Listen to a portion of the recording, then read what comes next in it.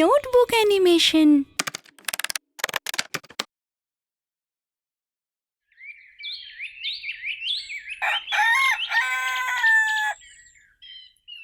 বাহ, কি সুন্দরভাবে দিন কেটে যাচ্ছে। রোজ রোজ যদি এইভাবেই দিন কেটে যায় কত না ভালো হয়। কোনো কাজকর্ম নেই, শুধু খাও দাও আর আরাম করো। আমার হয়ে কাজ করে দেয় আমার ওই দুই ঘোড়া, আর ওদের তো সেরকম দানা পানিও দিতে হয় না। আমার অনেক খরচে বেঁচে যায়। এরকম ভাবে চললে কে আর দেখে আমায়? খুব তাড়াতাড়ি আমি বড়লোক হয়ে যাব। দেখেছো গিন্নি, চাষিটা কেমন বজ্জাত।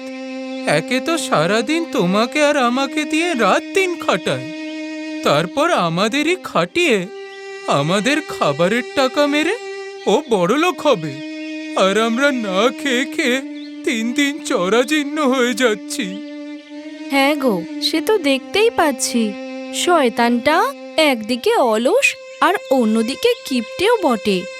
রোজ রোজ আমাদের আধপেটা খাইয়ে রাখবে আর আমাদের দানা পানির টাকাগুলো জমিয়ে রেখে দেবে। তুমি চিন্তা করো না গো, ওই শয়তানটাকে ভগবান ওর কর্মের শাস্তি নিশ্চয়ই দেবে একদিন।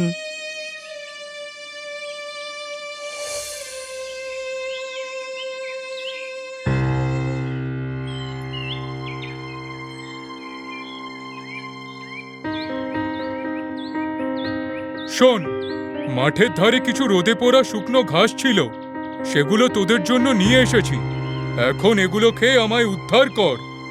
মালিক, দোষ নেবেন না। রোজ রোজ আপনি আমাদের দানা পানি ঠিক করে দেন না। এই আধপোড়া খাবারগুলো রোজ রোজ খেতে দেন, এদিকে আমাদের দিয়ে খাটিও নেন। আমরা গায়ে সেরকম চোর পাই না মালিক।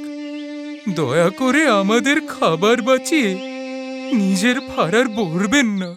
কি বললি? যত বড় মুখ নয় তত বড় কথা। দাঁড়া, তোর মজা দেখাচ্ছি। এই নে, তাজা খাবার খা, বড় বেশি করে খা। মারবেন না মালিক, আর মারবেন না। আমি আর খাবার চাইবো না। আমাকে মারবেন না মালিক, আমার খুব কষ্ট হচ্ছে। ওকে ওকে আর মারবেন না মালিক, আমরা আর খাবার চাইবো না। আপনি যা দেবেন তাই খাবো। ওকে ওকে দয়া করে ছেড়ে দিন মালিক, ওকে ছেড়ে দিন। মনে থাকবে তো? আর আমার মুখের ওপর যদি তোরা বেশি কথা বলিস তাহলে এবার কিন্তু তোদের খাবার বন্ধ করে দেব। যেটুকু জুটছে সেইটুকুও পাবি না। শোন, কালকে গ্রামের এক ব্যবসায়ীর কিছু মালের বস্তা শহরের বাইরে নিয়ে যেতে হবে। তোরা সকাল সকাল তৈরি থাকবি, কালকে অনেক ভোরে বাড়ির থেকে বেরোবো।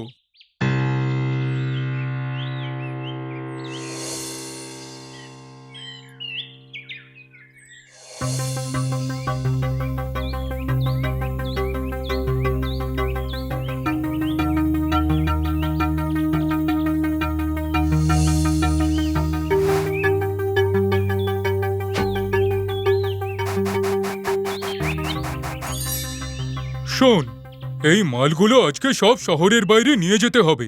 সব মালগুলো আজকেই পৌঁছতে হবে। যদি গাড়ি টানতে গিয়ে পড়ে যাস না বা টানার অজুহাত দেখাস তাহলে কিন্তু একটা চাবুকের বাড়িও আজ মাটিতে পড়বে না। মনে থাকে যেন। এখন চল।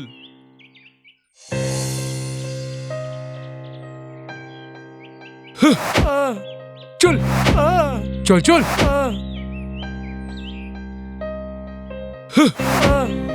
চল চল চল, না চললে মারবো তোকে।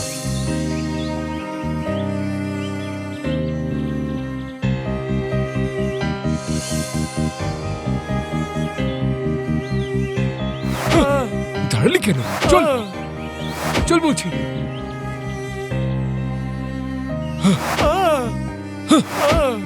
চল।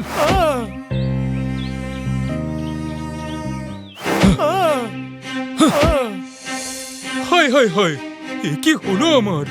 গাড়ি যে কাদায় আটকে গেছে। আজকের মধ্যে যদি এই মালগুলো শহরে না পৌঁছাতে পারি, তাহলে যে ওই ব্যবসায়ী আমাকে একটা টাকাও দেবে না। আমার যে অনেক বড় ক্ষতি হয়ে যাবে। এখন আমি কি করি?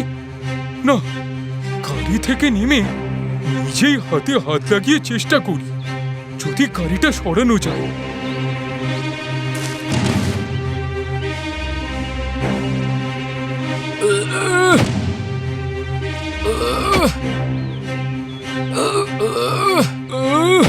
এই চাকাটা উঠছে না কেন? হায় ভগবান, আমি তো অনেক চেষ্টা করলাম, কিন্তু গাড়ি তো এক মুহূর্তের জন্য গাদা থেকে সরল না। এখন আমি কি করি? হে প্রভু, তুমি বলে দাও, এখন আমি কি করব? ও হে অলস পাপী চাষি, এইসব তোমারই পাপের ফল। দিনের পর দিন ওই অবলা প্রাণী দুটোর ওপর অত্যাচার করেছ, ওদের ভাগের খাবার ওদের মুখ থেকে কেড়ে নিয়েছ। এই সবই তোমার কৃতকর্মের ফল। আজ তাই তোমার এই ক্ষতি করে তোমাকে তোমার কর্মের শিক্ষা দেওয়া হলো। আমি কথা দিচ্ছি, এখন থেকে আমি আর এই অবলা প্রাণীদের ওপর কোনো অত্যাচার করব না। ওদের ভাগের খাবারও মারব না, ওদের খুব যত্ন করব। আমি আমার ভুল বুঝতে পেরেছি। দয়া করে আমাকে এই বিপদ থেকে রক্ষা করো ভগবান। ঠিক আছে, তুই তোর ভুল বুঝতে পেরেছিস, তাই এবারের মতো তোকে ক্ষমা করে দিলাম। গাড়িটাকে একবার ঠেলে দেখ, গাড়ি কাদা থেকে উঠে যাবে। তারপর তুই তোর মালগুলো নিয়ে শহরে পৌঁছে দিয়ে আসিস। কিন্তু মনে রাখিস, এরপরেও যদি ওই অবলা প্রাণী দুটোর ওপর অত্যাচার করেছিস, তাহলে সেদিন কিন্তু তোর পাপের কোনো ক্ষমা আমি করব না। আমি কথা দিচ্ছি ভগবান, এই ভুল আমি আর কোনোদিন করব না।